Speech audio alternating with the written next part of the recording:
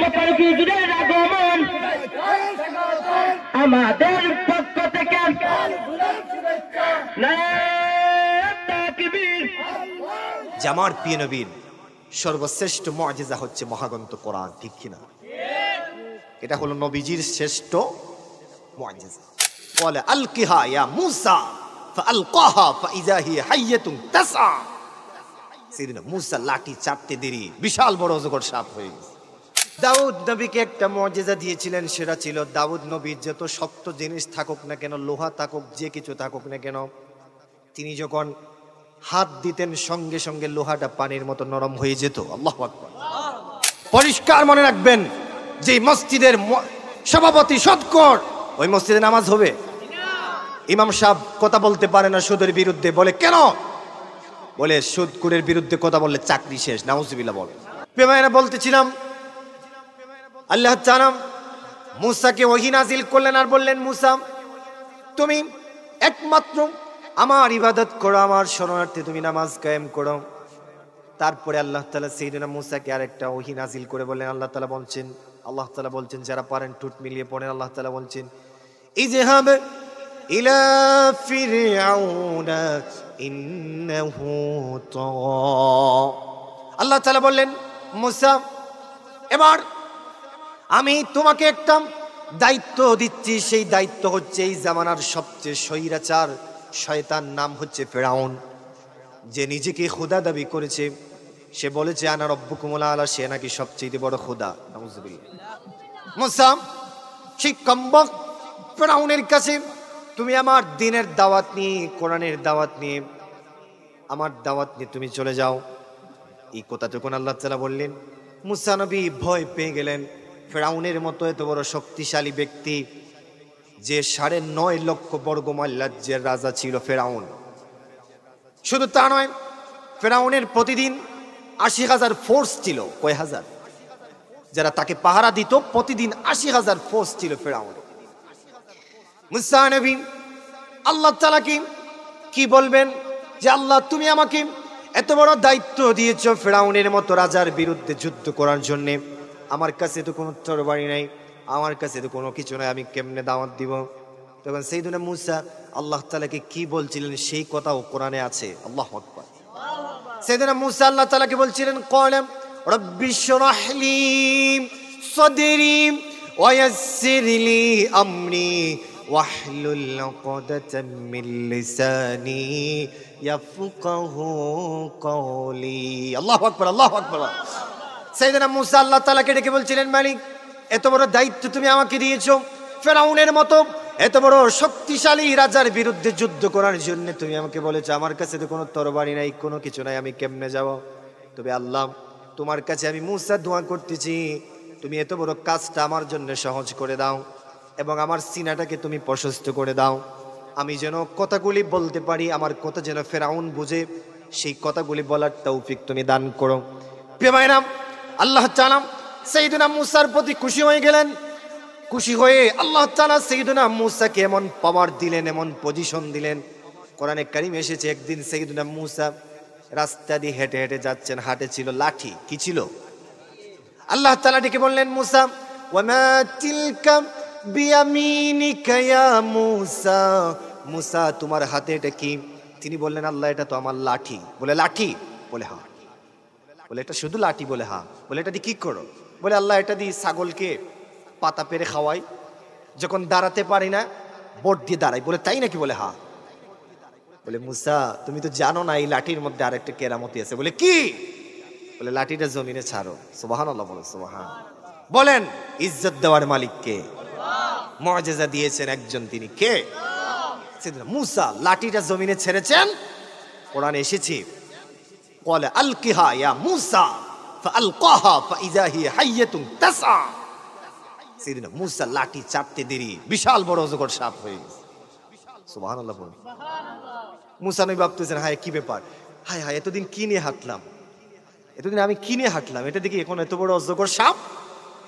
মূসা নবী একটু ভয় পেয়ে গেলেন। আল্লাহ কোরআনে বলছেন, ক্বালা খুযহা ওয়ালা তাহাব।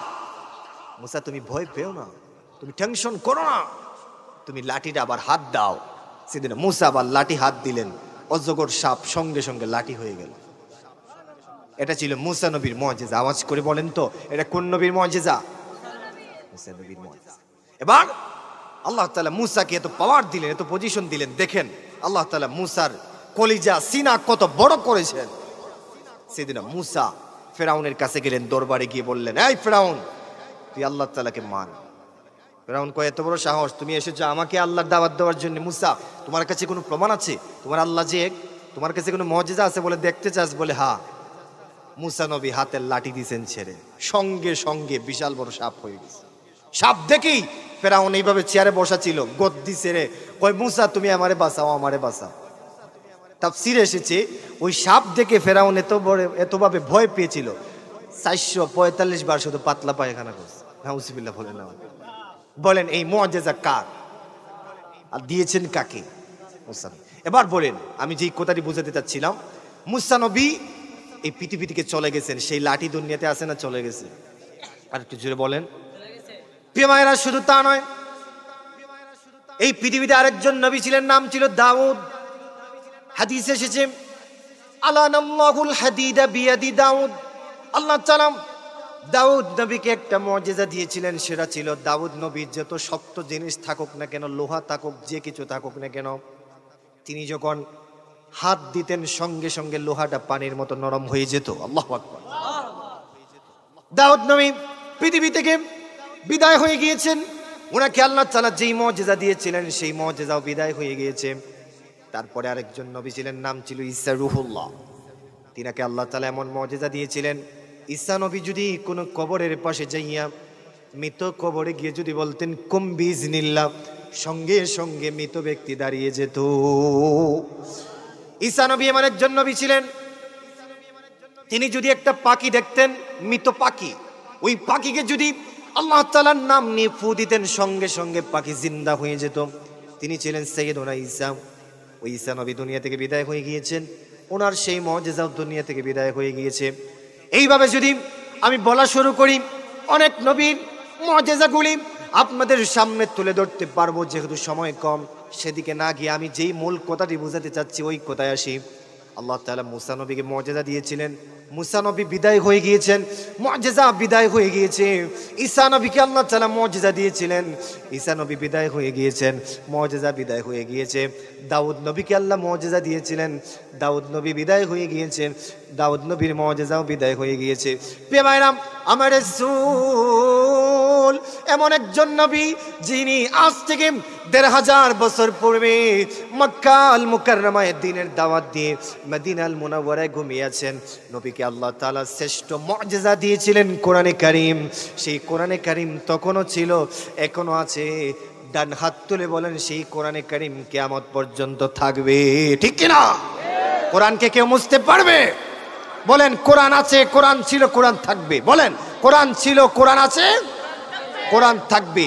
কোরআনের বিরুদ্ধে ষড়যন্ত্র করে গোটা 200 কোটি মুনাফিক যদি একত্রিত হয়, কোরআনে কারীমের বিরুদ্ধে ষড়যন্ত্র করে কোরআনের একটা নক্তাকেও মুছে দিতে পারবে না। কোরআন নাজিল করেছেন একজন, হেফাজতের মালিক একজন, তিনি কে? আরো জোরে বলেন। এই কোরআন হচ্ছে আমার নবীর শ্রেষ্ঠ মুআজিজা। আল্লাহু আকবার।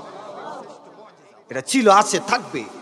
এজন্য নবীজি বলেছেন, মেশকাত শরীফের হাদিস, মেশকাত শরীফের হাদিস, নবীজি বলছেন, শোনো, আমাকে আল্লাহ তাআলা শ্রেষ্ঠ মুআজিজা দিয়েছেন কোরআন। এই কথাটি বলার পরে জোরে একবার সুবহানাল্লাহ বলবেন। পারবেন তো? রেডি আছেন? রেডি রেডি ভাইরা। নবীজি বলছেন, হে দুনিয়ার উম্মতেরা শোনো, আমাকে আল্লাহ তাআলা শ্রেষ্ঠ মুআজিজা দিয়েছেন কোরআন। এজন্য আমি নবী বিশ্বাস করি হাসরের ময়দানে 120টি কাতার হবে, 80 কাতারই হবে উম্মতে মুহাম্মাদী। এটা একমাত্র কোরআন আমার মুআজিজা থাকার কারণে। কারণ কোরআন তেলাওয়াত শুনে এখন অসংখ্য কাফের কালেমা পড়ে মুসলমান হয়ে যাচ্ছে। ভাইরা, বলতেছিলাম সেই কথা। তো এই কোরআনে কারীম তেলাওয়াত শুনে আজ থেকে ১৫০০ বছর পূর্বে যারাই কোরআন তেলাওয়াত শুনতো তারাই কালেমা পড়ে মুসলমান হয়ে যেত। যেই আয়াতটি শুনে সবচাইতে বেশি অমুসলিম কালেমা পড়ে মুসলমান হইতে, সেই আয়াত আজ আমি তেলাওয়াত করেছি। যে আয়াত, আলহামদুলিল্লাহ বলে, সবচেয়ে বেশি অমুসলিম কালেমা পড়ে মুসলমান হয়েছে আয়াতটি। আজকে বলেন, এই কোরআনকে আমরা তেলাওয়াত করি? সত্যি করে বলেন, তেলাওয়াত করি? এই যে চাঁদ এসেছে, শবে বরাতের চাঁদ, মা বোনরা একটু তেলাওয়াত করে। কিন্তু অধিকাংশ মানুষই কোরআন থেকে দূরে। আগে ফজরের আজান শোনার পরেই সবাই উঠত ঘুম থেকে, মা বোনরা ঘর ঝাড়ু দিত, বাড়ি ঝাড়ু দিত, কোরআন তেলাওয়াত করত, ঠিক কিনা বলেন? কিন্তু এখন কোরআন তেলাওয়াত আছে না নাই? নাই। কোরআন শরীফ আমরা তেলাওয়াত করি না, যার কারণে মা বোনরা কথাটি মনোযোগ দিয়ে শুনবেন, কোরআন তেলাওয়াত করো। মা, এই কোরআন তোমার জীবন পাল্টে দিবে। তুমি যদি তোমার সন্তান পেটে রেখে কোরআন তেলাওয়াত করো, ওই সন্তান আল্লাহর ওলি হবে, কোরআনের হাফেজ হবে, আলেম হবে, ঠিক কিনা বল? আর বর্তমান মা বোনরা সন্তান পেটে রেখে হিন্দি সিরিয়াল দেখে, কিরণমালা দেখে, মোবাইলে সময় কাটায়, ঘুম থেকে উঠে সকাল 11টায়, নাউজুবিল্লাহ বল। এই জন্যই তো এখন অধিকাংশ মহিলার, এটা রাগ করবেন না মা বোনেরা, অধিকাংশ নারীদের সিজার ছাড়া বাচ্চা হয়। আগের যুগের দেখেন, আমাদের মা চাচি যারা ছিল, এদের তো একজনেরও সিজার লাগে নাই, 4, 5 জন 6 জন করে সন্তান জন্ম দিছে, লাগছে নাকি সিজার? কিন্তু এখন একটা সন্তানও সিজার ছাড়া হয় একমাত্র মা বোনরা কোরআন থেকে দূরে। মাগো, তোমার পায়ে ধরে আমি বলি, তোমার জন্য জান্নাতে যাওয়া একেবারেই সহজ, একেবারেই সহজ। এটা আমার কথা নয়, রাসূল আরবি বলছেন, একজন নারী মাত্র 4টি কাজ যদি করে, ওই নারী মরতে দেরি হবে, জান্নাতে যেতে দেরি হবে। নবীজি বলছেন, ইদা সাল্লাত খামসাহা ওয়া সামাত শাহরাহা ওয়া আতাত বা'লাহা ওয়া হাফিজাত ফুরুজাহা ফালতাদখুল মিন আইয়ি আবওয়াবিল জান্নাতি শাআত। নবীজি বলছেন, যে নারী 5 ওয়াক্ত নামাজ পড়বে, যে নারী নিজের লজ্জাস্থানের হেফাজত করবে, যে নারী দান সদকা করবে, যে নারী স্বামীর খেদমত করবে, ওই নারী মরতে দেরি হবে, আল্লাহর জান্নাতে যেতে দেরি হবে। প্রিয় এবার আসেন, আমি যে আয়াতে কারিমা তেলাওয়াত করেছি, আয়াতের দিকে যাই।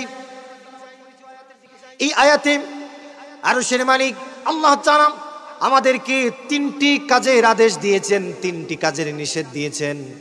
আল্লাহ তাআলা বলছেন, মোট তোমাদেরকে হুকুম করেছি 6টি, 3টি কাজের আদেশ দিয়েছি, 3টি কাজের নিষেধ দিয়েছি। তোমরা শোনো, এই 3টি কাজ যদি তোমরা পালন করতে পারো, আমার আদেশগুলি যদি মানতে পারো, নিষেধগুলি যদি মানতে পারো, মনে রাখবেন ভাইরা, আপনি যদি নেতার কথা মানেন, তাহলে আপনার নেতা আপনার প্রতি খুশি হয়ে যাবে, ঠিক কিনা বলেন?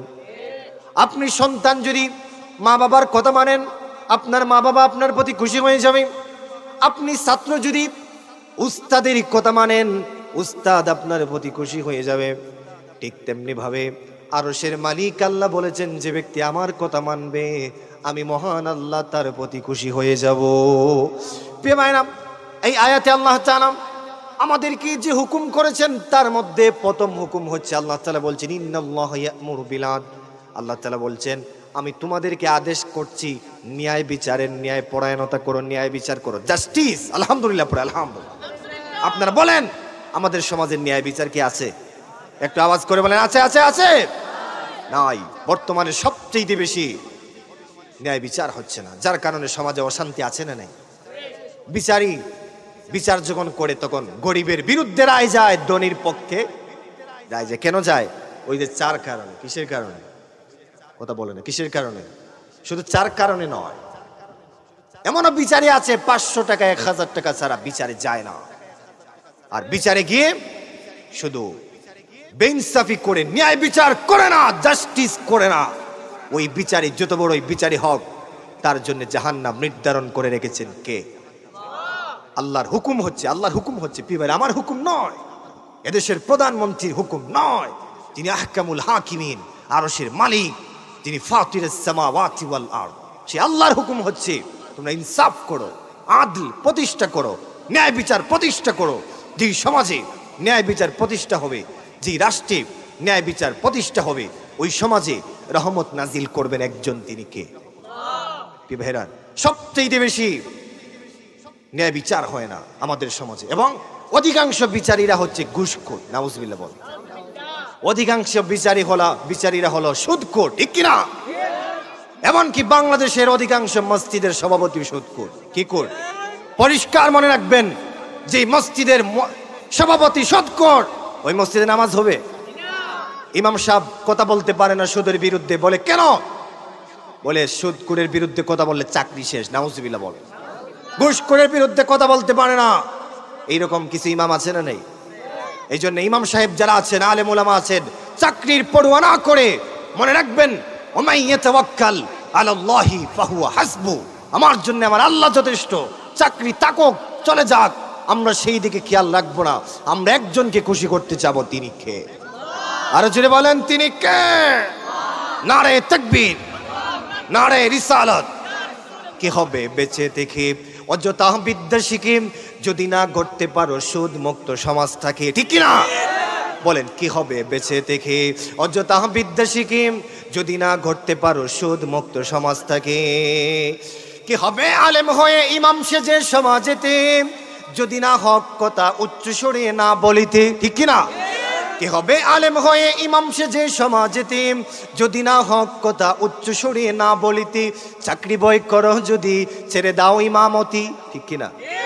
চাকরি বয় করো যদি ছেড়ে দাও ইমামতি, কি হবে ধোঁকা দিয়ে আল্লাহকে? বলেন বলেন, কি হবে বেঁচে থেকে? কি হবে বেঁচে থেকে অযথা বিদ্যা শিখে যদি না গড়তে পারো সুদ মুক্ত সমাজ থাকে, ঠিক কিনা? ঠিক কিনা? ঠিক কিনা? আল্লাহ তাআলা যেন আমাদেরকে সুদ মুক্ত জীবন গড়ার তৌফিক দান করে, বলেন আমি।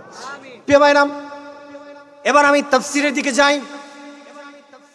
আল্লাহ তাআলা হুকুম করেছেন তোমরা ন্যায় বিচার করো। সাহাবায়ে কেরাম কিভাবে ন্যায় বিচার করতে হবে সেটা দেখিয়ে দিয়েছেন। এমনকি আমার রাসূল নিজেই দেখিয়ে দিয়েছেন কিভাবে ন্যায় বিচার করতে হবে। মিশকাতের শরমের কতিম মোল্লা আলী কারি হাদিস এনেছেন, নুরুল আনওয়ার কিতাবে এসেছে, অসংখ্য কিতাবে হাদিসটি বর্ণনা হয়েছে। আজ থেকে ১৫০০ বছর পূর্বে ইসলামের প্রাথমিক যুগে এক ইহুদি আর এক মুনাফিক মুসলমান ছিল, দুইজন একটা যুদ্ধের তরবারি নিয়ে ঝগড়া হয়েছিল। নাউজুবিল্লাহ, বলে নাউজ। মুনাফিক মুসলমান কয় এই যুদ্ধের তরবারি হচ্ছে আমার, ইহুদি কয় এই যুদ্ধের তরবারি হচ্ছে আমার। দুইজন ঝগড়া সৃষ্টি করলো। এবার দুইজন বলল, এক কাজ করো, আমরা বিচার করাই, বিচারে যার পক্ষে রায় যাবে সেই যুদ্ধের তরবারিটা পাবে। মুনাফিক মুসলমান কয় চলো আমরা চলে যাই রাসূল নবীর দরবারে, তিনি বিচার করে দিবেন। পেমায়ের হাদিসে এসেছে ওই মুনাফিক মুসলমান এবং ইহুদি দুজন মিলে আমার রাসূলের কাছে গেল। আমার রাসূলের কাছে যাওয়ার পরে রাসূল বললেন, কি হয়েছে? মুনাফিক মুসলমান কয়, হুজুর এই যুদ্ধের তরবারিটা হচ্ছে আমার। আর ইহুদি কয়, হুজুর এই যুদ্ধের তরবারিটা হচ্ছে আমার। আমার রাসূল বিচার করলেন, হাদিস সাক্ষী রায় পেল ইহুদি। কে পেল? আর জোরে বলেন। ইহুদি যেই মাত্র রায় পেল, মুনাফিক মুসলমানের চেহারা বেজার হয়ে গিয়েছে। কি ব্যাপার, ইহুদি রায় পেয়ে গেল, আমি তো মুনাফিক, আমি তো মুসলমান। নাউজুবিল্লাহ, বলে নাও। অথচ আমার রাসূল যিনি এই পৃথিবীর সর্বশ্রেষ্ঠ ইনসাফকারী, তিনি রায় করে দিলেন, রায় পেল ইহুদি। এবার ইহুদি এবং মুনাফিক মুসলমান দুইজন রাসূলের দরবার থেকে বের হয়ে কয়, আমরা এই বিচার মানি না। নাউজুবিল্লাহ বলেন। ওই মুনাফিক মুসলমান কয়, ইহুদি আমি বিচার মানি না। বলে কেন? ইহুদি তো অবাক, কি বলো, রাসূল বিচার করেছেন, তুমি মুসলমান হয়ে বিচার মানো না? বলে না। বলে কেন? বলে আমার বিরুদ্ধে গেছে। নাউজুবিল্লাহ, আরে জুড়ে নাউজুবিল্লাহ।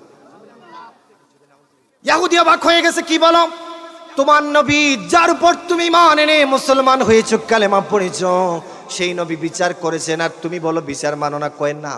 এইরকম কিছু স্বার্থপর মানুষ এখন আছে না নাই? বলে না, বলেন বলেন, আছে না নাই?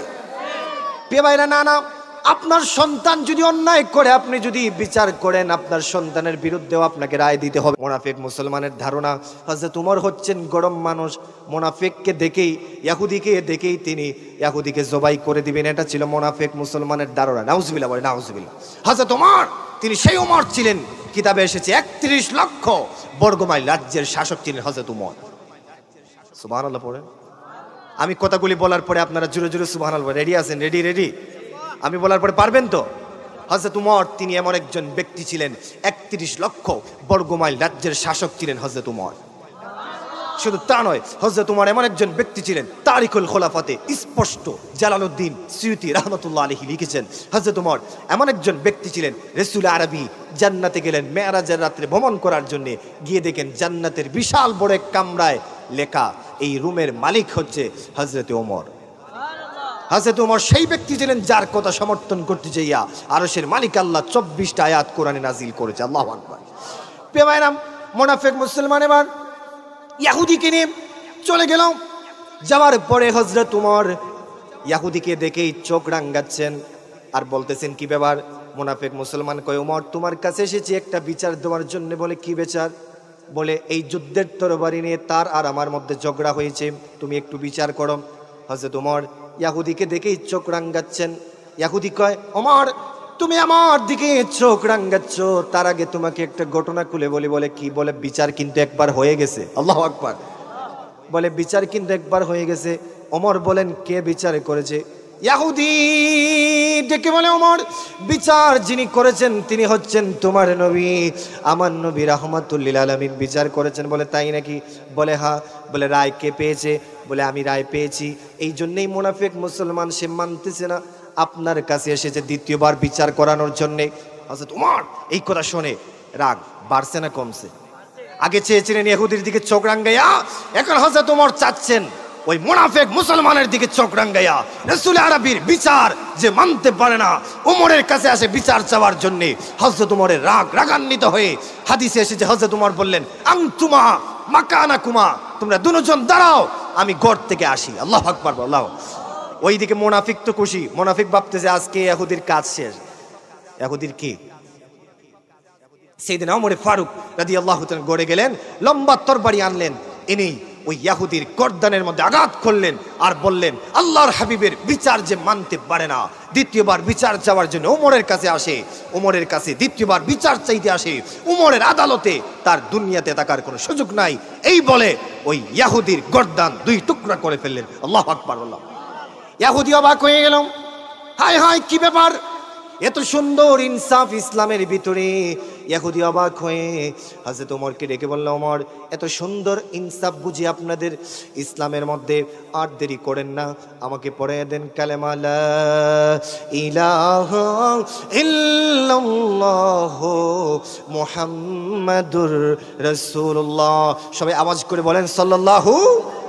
ইহুদি কালেমা পড়ে মুসলমান হয়ে গেছে। প্রিয় ভাইরা, ১৫০০ বছর আগে রাসূল আরবীর সেই ইনসাফ দেখে, সাহাবায়ে কেরামের ইনসাফ দেখে অমুসলিমরা কালেমা পড়ে মুসলমান হয়ে গিয়েছে।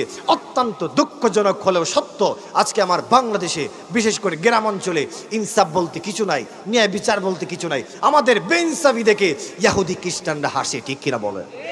আমরা নামাজ পড়ি না, আমরা মুসলমান দাবি করি, আমরা সুদ খাই, আমরা ঘুষ খাই, মসজিদ থেকে কত সুন্দরভাবে আমাদেরকে ডাক দেওয়া হয়। প্রিয় ভাইরা, আমরা নামাজই চাই না। কিয়ামতের মাঠে এই মসজিদ তোমার বিরুদ্ধে আল্লাহর কাছে মামলা দায়ের করবে। মসজিদ যদি তোমার বিরুদ্ধে মামলা দায়ের করে ফেলে, তোমার বাঁচার কোনো রেহাই?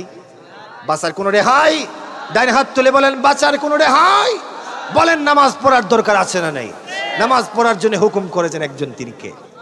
চিন্তা করেন প্রিয় ভাইরা, হযরত ওমরের সেই ইনসাফ দেখে ইহুদি মুসলমান হয়ে গেছে। সংক্ষেপে আরেকটি হাদিস আপনাদেরকে বলি, আজ থেকে ১৫০০ বছর আগে দেখেন রাসূল আরবী যার জন্য আল্লাহ তাআলা দুনিয়া সৃষ্টি করেছেন, যার শানে কবি বলছেন, লা ইউমকিনুস সানাউ কামা কানা হাক্কুহু বা'দা খুদা বুজুরতুহি কিসসা মুখতাসার। আল্লাহর পরে যার সম্মান, আল্লাহর পরে যার মর্যাদা, গোটা দুনিয়ার সবার ঊর্ধ্বে যিনি, সেই রাসূলের ইনসাফ কেমন ছিল, সেই রাসূল কিভাবে ন্যায় বিচার করেছেন, একটা হাদিস আপনাদেরকে বলি। আজ থেকে ১৫০০ বছর আগে কুরাইশ বংশের এক মহিলা চুরি করছে। নাউজুবিল্লাহ। বল, কোন বংশের? কোন বংশের? কোন বংশের? কুরাইশ বংশ। আপনার বলেন নবীর বংশের নাম কি? আওয়াজ করে বলেন, আওয়াজ করে বলেন। কুরাইশ বংশের। কুরাইশ বংশের এক মহিলা চুরি করছে। রাসূল আরবীর কাছে বিচার এসেছে। রাসূল আরবী আল্লাহর কোরআন খুলেছেন, খুলেই তিনি আয়াত তেলাওয়াত করেছেন, সূরা মায়েদার সেই আয়াত। আল্লাহ তাআলা বলছেন, ওয়াসারিকু ওয়াসারিকাতু ফাকতাউ আইদিয়াহুমা। চোর যদি চুরি করে, পুরুষ হোক নারী হোক, হাত কেটে দাও। বিধান একজনের, তিনি কে? এই বিধান কি আমাদের দেশে আছে? যদি থাকতো তাহলে সূর কি থাকতো? সব সূর আল্লাহর ওলি হয়ে যেত, ঠিক কিনা বলেন? প্রিয় ভাইরা, রাসূল আরবী তো তিনি আল্লাহর হুকুম মানার জন্য আয়াত তেলাওয়াত করলেন আর রায় দিলেন যে তার হাত কাটা হবে। সাহাবায়ে কেরাম পেরেশান হয়ে গেলেন যে কুরাইশ বংশের মহিলা চুরির অপরাধে, কুরাইশ বংশের মহিলা যদি চুরির অপরাধে হাত কাটা হয়, তাহলে নবীর বংশের মান ইজ্জত কিছু কমবে না, কি বলেন? এই জন্য সাহাবায়ে কেরাম বললেন যে আমরা কাজ করি, রসুলকে একটু বোঝানোর চেষ্টা করি যে হুজুর, এই যে মহিলা চুরি করছে এটা হচ্ছে কুরাইশ বংশের মহিলা, হুজুর আপনি তার হাত না কেটে একটু সামান্য বিচার করে দিয়া দেন। নাউজুবিল্লাহ বলেন, নাউজুবিল্লাহ। আমাদের দেশে কিন্তু এগুলা হয়। এমপির ছেলে যদি চুরি করে, তার বিচার কি হয়? চেয়ারম্যানের ছেলে চুরি করলে কথা বলে না, মেম্বারের ছেলে কই না না এটা নো সামথিং। নাউজুবিল্লাহ বলে না। আর যে গরিব তার উপর শাস্তি আছে না নেই? আরো জোরে বলেন, জোরে বলেন। এবার সাহাবায়ে কেরাম চিন্তা করলেন, রসুলকে একটু বলি যে রসুল, যে মহিলা চুরি করছে এই মহিলা তো কুরাইশ বংশের, আপনি একটু হাত না কেটে অন্য শাস্তি দিয়ে দেন। আবার সাহাবায়ে কেরাম ভয় পাচ্ছেন যে রসুলকে গিয়ে বলবো, রসুল তো যদি আমাদের কোথায় রাগ করে ফেলেন, আমরা যদি বলি। সাহাবায়ে কেরাম চিন্তা করলেন কি করি, কেমনে বলি। তখন কিতাবে এসেছে, হাদিসে এসেছে, রসুল আরবি দুইজন সন্তানকে সবচেয়ে বেশি ছোটবেলা মহাব্বত করতেন। একজন হচ্ছেন যায়েদ ইবনুল হারেসার সন্তান, আরেকজন হচ্ছে নবীর নাতি ইমাম হুসাইন। আল্লাহু আকবার। সাহাবায়ে কেরাম এই দুইজন সন্তানকে ধরলেন আর বললেন, এক কাজ করো, তোমরা দুইজনের মাঝে একজন রসুলের কাছে গিয়ে রসুলের কানে বলে আসো যে হুজুর, যে মহিলা চুরি করছে এটা কুরাইশ বংশের মহিলা, আপনি হাত না কেটে অন্য একটা শাস্তি দিয়ে দেন। ভাইরা, হাদিস সাক্ষী, আপনার কোন নবীর উম্মত, কোন নবীর উম্মত, কোন নবীর উম্মত যার চরিত্র সম্পর্কে আল্লাহ গ্যারান্টি দিয়ে কয় লাকাদ কানা লাকুম ফি রাসূলিল্লাহি উসওয়াতুন হাসানা, যার সম্পর্কে আল্লাহ বলে ওয়া ইন্নাকা লাআলা খুলুকিন আযীম। সেই নবীর বিরুদ্ধে আজ বাংলাদেশে কিছু নাস্তিক, অমুসলিম, কিছু আলেম নামের কুখ্যাত জালেমেরাও সেই নবীর শানে বেয়াদবি করছে। আওয়াজ করে বলেন ঠিক কিনা? আরে জোরে বলেন ঠিক কিনা? যারা রসুলের শানে বেয়াদবি করে আমরা তাদেরকে ছাড় দিতে পারি? আমার রসুলকে কেউ যদি বলে কাউবয়, তার ঈমান আছে না গেছে? আল্লাহ যেখানে কোরআনে কারিমে বলছে লা তাকুলু রাইনা, ইহুদিরা আমার নবীকে বলতো যে মোহাম্মদ রায়না, মোহাম্মদ সাল্লাল্লাহু আলাইহি ওয়াসাল্লামকে রাখাল বলে ডাকতো। আমার নবী ইহুদিদের কথা শুনে কষ্ট পাইতেন। আল্লাহ তাআলা আয়াত নাজিল করলেন, আপনারা বলেন নবী কষ্ট পাইলে কষ্ট পায় একজন, তিনি কে?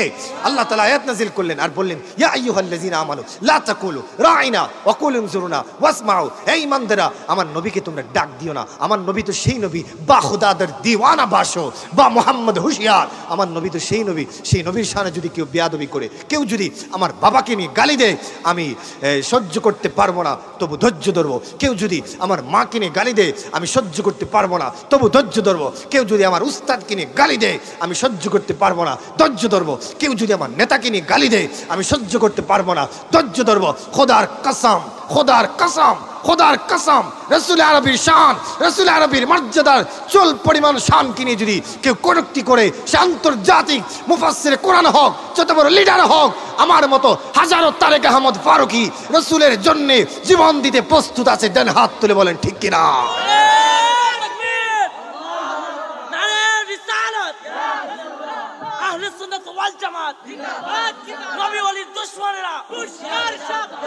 আমিন বলেন আমিন। ভাইরা, সময় কম, আমি বলতেছিলাম যে রাসূল আরবির কাছে তারা গিয়ে বলল, হুজুর কুরাইশ বংশের মহিলা চুরি করেছে, হুজুর আপনি একটু বিচারটা নরমালি একটু বিচারটা করে ফেলেন।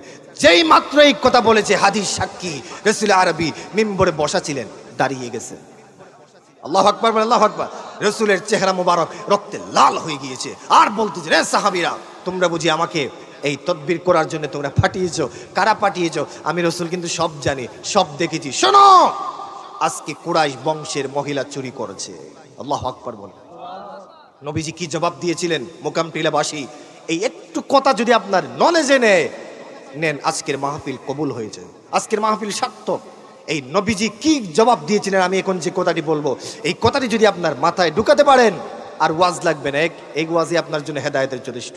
রাসূল আরবি বললেন, সাহাবীরা, সাহাবীরা, কুরাইশ বংশের মহিলা চুরি করেছে আর আমার কাছে তোমরা সুপারিশ নিয়ে পাঠাচ্ছ, আমি তার হাত না কেটে অন্য কোনো বিচার করি। সাহাবীরা শোনো, কুরাইশ বংশের মহিলা চুরি না করে যদি আমার গড়ের কোনো নারী যদি চুরি করত, আমি রাসূল ইনসাফ প্রতিষ্ঠা করার জন্য, আল্লাহর বিধান ইন্নাল্লাহা ইয়া'মুরু বিল আদল, ন্যায় পরায়ণতা, ন্যায় বিচার, জাস্টিস, ইনসাফ প্রতিষ্ঠা করার জন্য আমি রাসূল, এমনকি আমার কন্যা ফাতেমাতু জাহরাও যদি চুরি করত, আমি রাসূল ইনসাফ প্রতিষ্ঠা করার জন্য হাত কেটে বিচার করতাম। চিৎকার দিয়ে বলে আল্লাহু আকবার।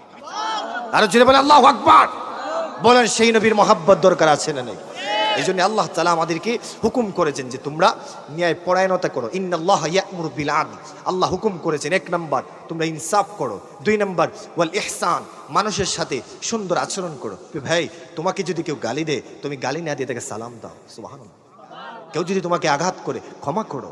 কেউ যদি তোমার মধ্যে মাথায় বাড়ি দেয়, ক্ষমা করো। নবী বলছেন মাল্লাম ইয়ারহামিল্লাহ ফালাম ইয়ারহামিন নাস, যে ব্যক্তি মানুষের উপর দয়া করে না, আল্লাহ তার প্রতি দয়া করে। আর যদি বলেন দয়া করে। এই জন্য কেউ যদি আপনাকে আঘাত করে, আপনি তার সাথে সুন্দর আচরণ করেন। কারোর সাথে যদি আপনার দুশ্মনী থাকে, জায়গা নিয়ে, টাকা পয়সা নিয়ে, দেখলে তাকে সালাম দেন। একদিন, 2 দিন, 3 দিনের দিন সে আপনার আদর্শ দেখে আপনার কাছে সে আপনার আপনার আদর্শ দেখে সে আপনার ভক্ত হয়ে যাবে। এটাই ছিল রসুলের আদর্শ। রসুলকে ইয়াহুদি চর মেরেছে, রসুল আরবি ইয়াহুদির হাত ধরে বললেন, ভাই তুই আমাকে চর মেরেছিস, আজ কয়েকদিন থেকে আমি রসুল খেতে পারি নাই, আমার ঠোঁটগুলা শুকিয়ে গিয়েছে, আমার গালগুলা শুকিয়ে গিয়েছে, তুই আমাকে আঘাত করেছিস, তুই কি কষ্ট পেয়েছিস? আল্লাহু আকবার, তুই কি কষ্ট পেয়েছিস? যা, আমি রসুল তোকে ক্ষমা করে দিলাম। প্রিয় ভাইরা, রসুল আরবি তাইফের ময়দানে গেলেন, গিয়ে তাদেরকে দিনের প্রতি ডাকলেন। তাইফের যুবকেরা আমার রসুলকে পাথর মারলো, আকাশ থেকে বৃষ্টি যেইভাবে জমিনে পড়ে ওইভাবে জমিনে পাথর শুরু হলো। রসুল আরবি সঙ্গে সঙ্গে আল্লাহ তাআলা জিব্রাইল পাঠালেন আর বললেন, জিব্রাইল যাও, আমার বন্ধুকে বলো এই মুহূর্তে যদি আমার বন্ধু একটু ইশারা দেয়, দুইটা পাহাড় একত্রিত করে তায়েফবাসীদেরকে নেস্তানাবুদ করে দিব, ধ্বংস করে দিব। প্রিয় ভাই, আমার রাসূল চোখের পানি ছেড়ে বললেন, আল্লাহুম্মা জি কওমি ফাইন্নাহুম লা ইয়ালামুন। জিব্রাইল, তুমি আমার কাছে এসেছো তায়েফবাসীদের জন্য বদুয়া করার জন্য, আমি নবী তো বদুয়া দিতে আসি নাই। আল্লাহু আকবার বলেন, আমি নবী তো বদুয়া দিতে আসি নাই,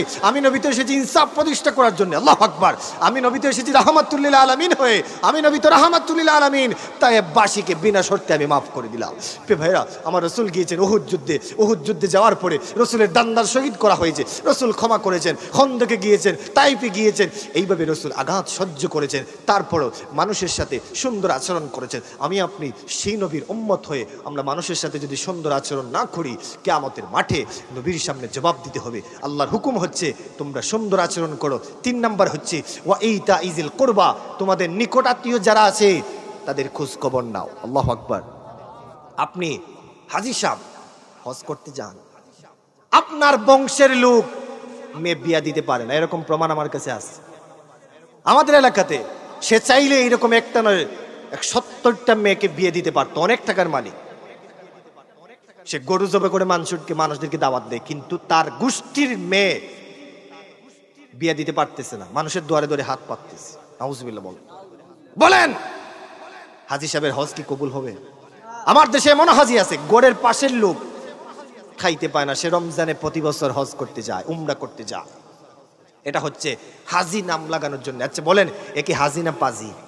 আরো জোরে বলেন পাজি। পিবার এই জন্য আপনি রাত্রে গরুর গোস্ত দিয়ে খাইয়া ঘুমালেন, আপনার ঘরের পাশের লোক না খেয়ে ঘুমাল। এই যে সামনে রমজান আসতেছে, আপনি ইফতারি করলেন। বাংলাদেশে তো ইফতারি হচ্ছে একটা কি বলে, এটা একটা সিস্টেম হয়ে গেছে, 10, 15, 20 জাত ইফতারি তাই তৈরি করে। এমনও মানুষ আছে আপনার এলাকাতে খোঁজ করে নিয়ে দেখেন, সে 2 জাত দিয়ে ইফতারি করতে পারে না, আছে না নেই? সেহরির সময় আপনি প্রথম রোজা খান গরুর গোস্ত দিয়ে, আপনার এলাকাতে অনেক মানুষ আছে মাছ দিয়েও সেহরি খেতে পারতেছে না। ভাই, তুমি তার খোঁজ নাও। এটাই ছিল সাহাবায়ে কেরামের আদর্শ, এটাই ছিল রাসূলের আদর্শ। আমি সর্বশেষ আপনাদেরকে এই মাহফিল থেকে মেসেজ দিব। প্রথম নাম্বার হচ্ছে 5 ওয়াক্ত নামাজ পড়েন, 2 নাম্বার হচ্ছে মা বাবার খেদমত করেন, আর আল্লাহর হুকুম হচ্ছে ন্যায় পরায়ণতা করেন, সব জায়গায় ইনসাফ প্রতিষ্ঠা করেন।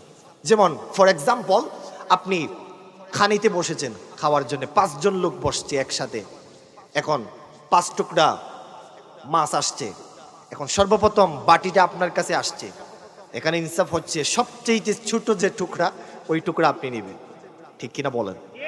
আমাদের অবস্থা কি? বাবা যদি বড় টুকরায়, সে যত বড় হুজুর হোক, বড় টুকরা আল্লাহ আমার নসিবও দিছে, বলে ন, এটা ইনসাফ নয়, এটা ইনসাফ নয়। ইনসাফ হচ্ছে সবচেয়ে ছোট টুকরা আপনি খাবেন, তারপরে অন্যরা খাবে, এটাই হলো ইনসাফ। ইসলাম কত সুন্দর, এই জন্যই তো বিশ্বের 200 এর উপরে ধর্ম আছে। এত ধর্ম থাকার পর আজকে মানুষ অন্যান্য ধর্মের প্রতি আকৃষ্ট না হয়ে মুসলমান হচ্ছে। প্রতিদিন লন্ডন, আমেরিকা, বিভিন্ন দেশে আপনি খোঁজখবর নেন, রাসূল আরবির আদর্শ দেখে, কোরআন গবেষণা করে কালেমা পড়ে মুসলমান হয়ে যাচ্ছে। ইসলাম তো এত সুন্দর ধর্ম, বিশ্বে 200 এর উপরে ধর্ম আছে, কিন্তু কোন ধর্মের ব্যাপারে আরশের মালিক আল্লাহ গ্যারান্টি দেয় নাই ওই ধর্ম আমার। একটি ধর্ম সম্পর্কে আল্লাহ বলছে, ওয়া ইয়াবতাগি গায়রাল ইসলামি দীনা ফালা ইকবাল মিন ওয়া হুয়া ফিল আখিরাতি মিনাল খাসিরিন। বলেন আল্লাহু আকবার। সর্বশেষ মেসেজ হচ্ছে আমরা আজ থেকে ইনসাফ করব। রাজি আছেন? কারা কারা হাত তোলেন। নারে তাকবীর, নারে রিসালাত, এবং 5 ওয়াক্ত নামাজ পড়বেন, পারবেন ইনশাআল্লাহ? বলেন ইনশাআল্লাহ। আরো জোরে বলেন ইনশাআল্লাহ। মাহফিল সার্থক, এইটুকু ওয়াজ হলে মাহফিল কি সার্থক। এই 2টা মেসেজ যদি নিতে পারেন, আপনার জীবন সার্থক। ভাই, শেষে আরেকটা কথা বলি, মনে রাখবেন এই দুনিয়ার পুরো জীবনটা এটা হচ্ছে লালসাময় একটা জীবন, লোভ, মরিচিকা, মায়াজাল। এই মায়াজালে আমরা আটকে আছি, ফলে মৃত্যুর কথা আমরা ভুলে গিয়েছি। রাসূল বলেছেন প্রতিদিন কমপক্ষে তুমি 20 বার করে হলেও মৃত্যুর কথা স্মরণ করো। আপনি বলেন কয়বার প্রতিদিন স্মরণ করো? একবারও না। যদি আপনি স্মরণ করতেন তাহলে মসজিদের জন্য ওয়াজের চাঁদা চাওয়ার জন্য যাওয়া হয়, পকেটে টাকার পর আর টাকার পরে কয় আমার পকেটে নাই। এরকম মুসলমান আছে না নেই? ভাই তুমি যে মারা যাবা, একটা টাকাও কি তোমার সাথে যাবে? কথা বলেন। এই জন্যই আমাদেরকে মৃত্যুর কথা শুনুন। নবীজি বলছেন মুতু কবলাং তামুত, মরার আগে একবার মরো। হাসিবু কবলাং তুহাসাবু আলাইকুম, আল্লাহ তাআলা হিসাব নেওয়ার আগে নিজের হিসাবটা নিজে একবার নেও না। রাত্রে বালিশের সাথে মাথা লাগাও, লাগিয়ে চিন্তা করো হায় হায় দুনিয়াতে কি কি ভালো কাজ করছি আর কি কি আকাম কুকাম করছি, একবার সব পরিষ্কার, ঠিক কিনা বলো? নিজের কাছে নিজে ধরা পড়ে যাবে। আল্লাহর কাছে তাওবা করেন, ইস্তেগফার পড়েন, আল্লাহর কাছে ক্ষমা চান যে আল্লাহ আমি ভুল করেছি। কবর অত্যন্ত কঠিন জায়গা। ভাই কবরে তোমার মাও যাবে না, তোমার বাবাও যাবে না, আমিও যাব না, কেউ যাবে না। তোমার কবরে তোমাকে যেতে হবে। রাসূল আরবি বলছেন কবর হচ্ছে ইন্নাল কবরা ফি রাউজাতুম মিন রিয়াজিল জান্নাহ আও হুফরাতুম মিন হিফারিন নার। কবর হচ্ছে এটা ভয়ঙ্কর জায়গা। এই মুহূর্তে মারা গেলে কালকে এই মুহূর্তে আপনাকে কবরে রেখে দেওয়া হবে। কবরের কথা চিন্তা করেন। কবরের কথা চিন্তা আসলে আপনি অবশ্যই ইনসাফ করবেন। কবরের কথা চিন্তা করলে অবশ্যই আপনি নামাজি হয়ে যাবেন। কবরের কথা চিন্তা করলে অবশ্যই আপনি রোজদারি হয়ে যাবেন। ভাই কবর জায়গাটা অত্যন্ত ভয়ঙ্কর জায়গা, একবার চিন্তা করেন। সাহাবায়ে কেরাম কবরস্থানের পাশ দিয়ে গেলে হু হু করে কাঁদতেন। যারা জান্নাতের সার্টিফিকেট পেয়েছেন তারা কবরের পাশ দিয়ে গেলে চোখের পানি ছেড়ে কাঁদে। আম্মাজান খাদিজা কবরের বয়ে কান্দে, সাইয়েদনা ওসমান গনি কবরের বয়ে কান্দে, অথচ তারা দুনিয়াতে থেকে আশারায়ে মুবাশশারা জান্নাতি সার্টিফিকেট পেয়েছেন। আমি আপনি এক ওয়াক্ত নামাজ পড়ি না, আমরা কি জবাব দিব আল্লাহ তাআলার কাছে? আল্লাহ তাআলা যেন যে কথাগুলি বললাম আমাকে সহ সকলকে আমল করার তৌফিক দান করেন। আজকের এই মাহফিলকে কবুল করেন। আরো জোরে বলেন আমিন, আরো জোরে আমিন। মাহফিল সফল হবে ইনশাআল্লাহ। উলামায়ে কেরামগণ আসতেছেন, আল্লাহ তাআলা যেন প্রত্যেকের মেসেজগুলি আমরা নেওয়ার তৌফিক দান করে। আমি অগুচালু জি আরো করতাম, হারুন আলিমুল্লামা আইছেন, তারা দেন আলিমুল্লামা আইছেন, আমি আর না। আমার এখন বড় বড় হুজুর যারা আছেন তারা আইছেন, তারা ওয়াজ করবা। আমরা আকাবির যারা এলাকার বা আরো যারা আইছেন তারা দিলেন। যেই হোক আল্লাহ তাআলা যেন আমাদের আমল করে। আমার ওয়াজগুলি আপনারা ইউটিউবে পাবেন। ওই যে আসহাব টিভি, ওই যে উনি দেখতে পাচ্ছেন, ওনার চ্যানেলটা আপনারা সাবস্ক্রাইব করবেন। আমার সব মাহফিল এবার যত সিজনের যত মাহফিল আছে সবটি আপলোড হবে আলহামদুলিল্লাহ। ধারাবাহিক আপলোড হচ্ছে ওনার ইউটিউব চ্যানেলে। আপনারা চ্যানেলটি সাবস্ক্রাইব করবেন, আমার জন্য আপনারা দোয়া করবেন, আমি আপনাদের জন্য দোয়া করি। বিশেষ করে এই মাহফিলের জন্য আমার কোটন ভাই, বকুল চাচা সহ আরো যারা আছেন, আমি তো অনেকে জানি, অনেক পরিশ্রম করেছেন, অনেক পরিশ্রম। মাহফিলটা এত স্বাভাবিকভাবে সাজানো হয় নাই, অনেক পরিশ্রম করে। আল্লাহ তাআলা যেন তাদের পরিশ্রমকে কবুল করেন, বলেন আমিন। আরো জোরে বলেন আমিন। আল্লাহুম্মা আমিন। রব্বানা তাকাব্বাল মিন্না ইন্নাকা আনতাস সামিউল আলিম ওয়া তুব আলাইনা ইয়া মাওলানা ইন্নাকা আনতাত তাওয়াবুর রহিম। আল্লাহ আজকের মাহফিলকে কবুল করুন। এর উসিলায় আমাদের জিন্দামত সকলকে মাফ করো। এই মাহফিল আমাদের জন্য নাজাতের জরিয়া বানিয়ে দাও। আল্লাহ তাআলা মেহেরবানি করে এখানে যে আল্লাহ তোমার মহান ওলি শাহিদ আছেন শাহ সুফি সুলেমান শাহ রাহমাতুল্লাহ আলাইহি, তোমার ওলির দরজাতকে বুলন্দ করে দাও। আমাদের প্রত্যেকের মনের নেক মাকসুদকে পূরণ করে দাও। আমাদের হায়াতে আমলে বরকত বাড়িয়ে দাও। আল্লাহ যারা কষ্ট করে বসে আলোচনা শুনেছেন প্রত্যেককে তুমি আমলগুলি করার তৌফিক দান করো। মাহফিলে টাকা পয়সা দিয়ে যারা সহযোগিতা করেছেন দানকে কবুল করো। জিন্দা মুর্দাকে মাফ করো। জীবন একবার হলে হজ্জে বাইতুল্লাহ জিয়ারতে মদিনাতুল মুনাওয়ারা নসিব করো। সুবহান রাব্বিকা রাব্বিল ইজ্জাতি আম্মা ইয়াসিফুন ওয়া সালামুন আলাল মুরসালিন ওয়ালহামদুলিল্লাহি রাব্বিল আলামিন। মরণের কালে রাসূল আরবিকে আমাদের সামনে রেখে আমাদের জবানে পড়িয়ে দিও লা ইলাহা ইল্লাল্লাহু মুহাম্মাদুর রাসূল।